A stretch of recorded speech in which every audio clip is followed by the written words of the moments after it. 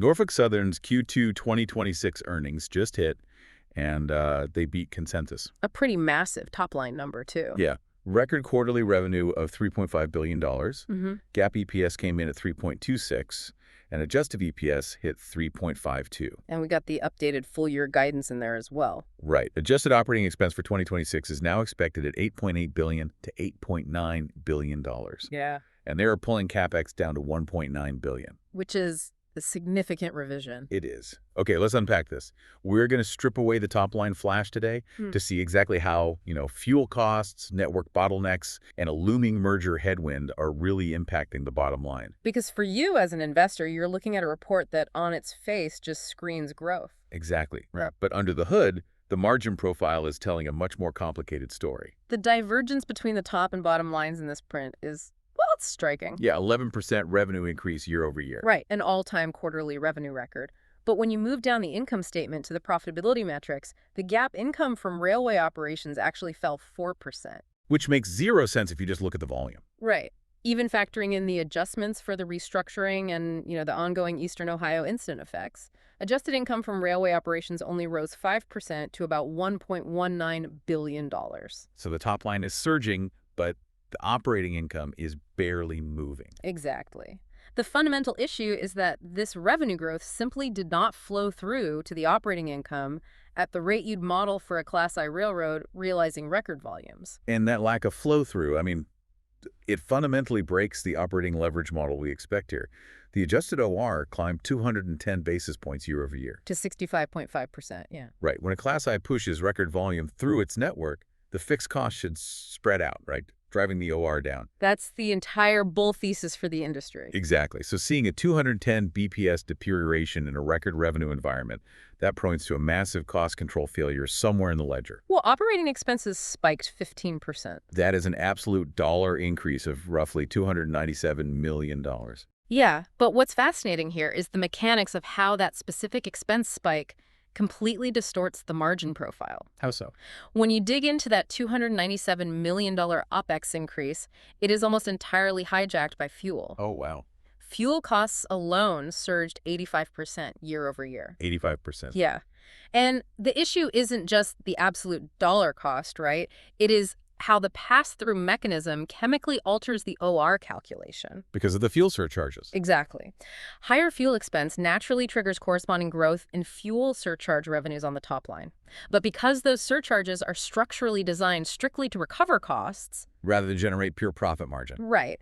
They mathematically dilute your overall margins. Management explicitly quantified this in the release. The higher fuel expense paired with the corresponding surcharge revenues, that translated directly to 110 basis points of headwind to the adjusted operating ratio. Just on a year-over-year basis. I have to push back hard on the quality of this revenue growth, though. Because using that $3.5 billion as a pure demand signal, it just feels like an illusion. It's definitely noisy. Right. Think of a regional delivery business. If diesel prices suddenly double, that operator is forced to slap a massive fuel surcharge on their invoices just to break even on their daily route. Yeah, they have to pass that cost along. Exactly. So when they run the books at the end of the month, their gross revenue is technically sitting at an all-time high. Sure. But their actual profit margins are getting heavily squeezed because the underlying cost of doing business skyrocketed. They were just trading dollars at that point. Which brings up the real question for this print. Right. Is this $3.5 billion revenue record just a mirage created by these mechanical fuel surcharges inflating the numerator and the denominator? Well, the data strongly supports that skepticism. If you strip out fuel entirely to evaluate the core operational pricing power, so revenue less fuel, that figure only grew 5%. To $3.05 billion. Right. A 5% top-line core growth rate is respectable, but, it is a radically different narrative than the 11% headline figure moving the stock today. Yeah, half the growth is just an accounting mirage. Exactly. The fuel surcharge mechanism artificially inflates the revenue line in a way that compresses the margin percentage.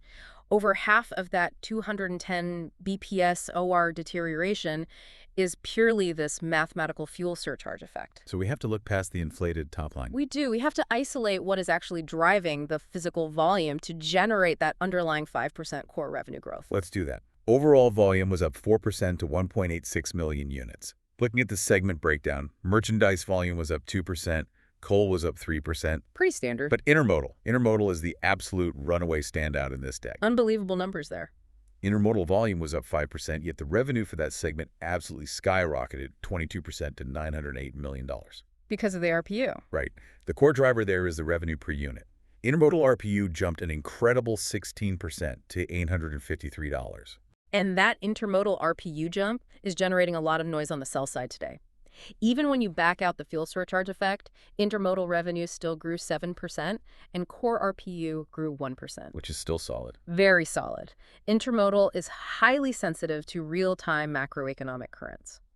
Right now, this segment is catching a massive tailwind from a tightening truck market, incredibly resilient consumer demand, and, robust import volumes hitting the eastern ports. Which require rail routing into the interior. Exactly. But wait, intermodal is notoriously fickle. It's heavily commoditized.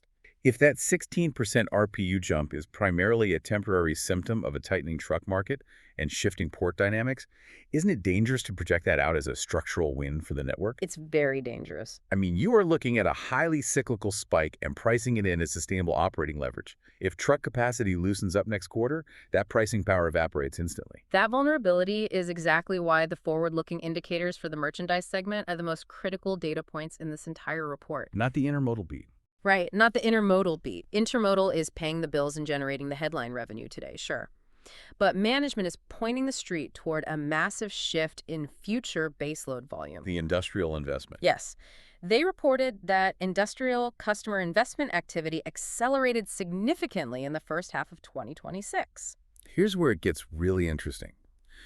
We are not just talking about one localized sector seeing a temporary CapEx bump. No, it's everywhere. This is broad-based capital spending actively moving out of the planning stages and into the design and construction phases. We are seeing major facility investments across chemicals, construction, food and beverage, and automotive, all along the Norfolk Southern network footprint. And the translation from industrial CapEx to rail volume is a long-tail mechanism. It takes years. Right. When a chemical company or an automotive manufacturer moves a massive facility project into the construction phase, they are structurally locking in their physical supply chain routing for the next 10 to 20 years. They literally build the spur lines to connect to the Class I network. Exactly, and they become permanent baseload volume. Norfolk Southern is telegraphing that they are actively laying the groundwork for high-margin merchandise volume growth as these industrial facilities come online in the medium term. Securing that sticky, highly profitable freight. Yes, which insulates them from the cyclical swings of the consumer-driven intermodal market we were just talking about. But capturing that future industrial volume requires a network that isn't, already choking on its current load. Right. And this is where the bull thesis hits a massive structural speed bump in the Q2 data. The velocity metrics. Yeah. More volume and surging industrial demand looks great on the revenue projections, but the physical railroad is showing severe signs of strain handling the current weight. Velocity is stalling across the board. It's definitely a concern. Terminal dwell time crept up to 24 hours in Q2. That is up from 21.6 hours a year ago. Train speed dropped to 21.8 miles per hour from 22.7. The network is objectively slowing down. You are seeing the undeniable friction of pushing record volumes through a constrained physical asset base. Adding 2.4 hours to your terminal dwell time might sound marginal in isolation. But it compounds. Right. When you compound that delay across millions of carloads moving through complex classification yards, your asset efficiency takes a brutal hit. The rolling stock is trapped in yards rather than generating revenue on the main line. Which shows up in the service numbers. Exactly. You can see the downstream effect most clearly in the customer-facing metrics. The intermodal service composite, which tracks container-level trip plan performance, dropped from 89% a year ago down to 85% this quarter. That is a critical failure point. When that composite drops to 85%, it means 15% of those containers are missing their scheduled deliveries. And management is playing defense on this. Yeah, claiming that network velocity is regaining momentum early in Q3 by getting back to basics, originating trains on time, balancing the network power, and running the operating plan. But the Q2 data shows a network that is struggling to digest its current volume, let alone the wave of industrial CapEx volume they are promising in the medium term. And if we look outside the internal metrics, there's a huge external threat too. If we connect this to the bigger picture, This network friction is colliding with a brutal macro reality. The management commentary explicitly cited and, quote, enhanced competitive environment as a result of the merger announcement. That right in the report. They went on record stating this will continue to have an adverse impact on volumes in the short and medium term. We need to break down the actual mechanics of why that merger is such a lethal threat to their baseload volume. This isn't just generic corporate competition. No, this alters the physical map. Exactly. When a newly merged Class I competitor can suddenly offer single-line service across territories that previously required complex interchanges, the transit time calculus changes overnight. Absolutely. A consolidated competitor bypassing a congested interchange point in, say, Chicago or Memphis, they can shave 48 hours off a trip. And if Norfolk Southern's terminal dwell is sitting at 24 hours? And their containers are missing delivery windows 15% of the time? Right. They are absolute sitting ducks for a merged competitor promising faster, seamless transit for those highly lucrative chemical and auto shippers. The competitive moat relies entirely on service reliability. Shippers will tolerate higher pricing if the transit times are consistent. But the moment a merged competitor alters the North American routing options, shippers aggressively reevaluate their supply chains to leverage the new dynamics. They have to. Right. If Norfolk Southern is bleeding volume to a newly consolidated competitor offering single-line efficiency, they have to defend their margins through ruthless internal cost control and flawless execution. The margin for error on service reliability just went to zero. Zero. You cannot afford sluggish yard operations when your direct competitor is actively pitching your premium industrial accounts on a faster, unified network. Which brings us to the ultimate tension in this report. Well, How is management attempting to protect shareholder value and defend that margin while facing down, inflated fuel expenses, stalling network velocity, and a newly aggressive competitive landscape? they're pulling two main levers. They are leaning heavily on disciplined capital control and operational safety. Looking at their updated 2026 guidance, they're lowering capital spending to $1.9 billion. That is a roughly $300 million or 14% cut from 2025 levels. And crucially, they are committing to this CapEx reduction while maintaining their 3-year cost takeout target of at least $650 million.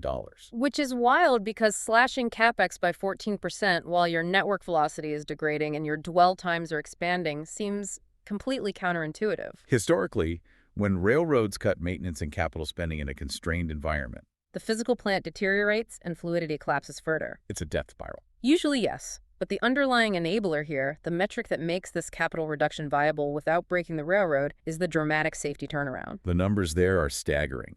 The FRA mainline accident rate plummeted from 0.52 to 0.37, Huge drop. and the personal injury index dropped from 1.08 to 0.94. In modern railroading, safety data is not just an ESG compliance box to check, right? It is a primary leading indicator of network fluidity and financial discipline. Because accidents literally stop the network. Yes. The operational leverage they are trying to execute relies entirely on keeping the rolling stock moving without catastrophic interruption. Let's run the math on the financial mechanics of that safety improvement. The financial impact of a mainline derailment goes far beyond the immediate liability and, environmental cleanup costs. It's the network paralysis. Exactly. When a mainline accident occurs, it instantly paralyzes a critical artery of your revenue-generating network for days. Trains back up for hundreds of miles. Locomotives and crews get stranded in all the wrong geographic locations. Right. High-margin freight has to be rerouted over competitor lines at a massive premium, or it just sits there, destroying your trip plan compliance metrics. So by driving that mainline accident rate down from 0.52 to 0.37, they are recovering thousands of hours of lost network capacity. And avoiding the massive cascading costs of network recovery. And that recovered capacity is exactly how they are finding the breathing room to hit that $650 million cost takeout target.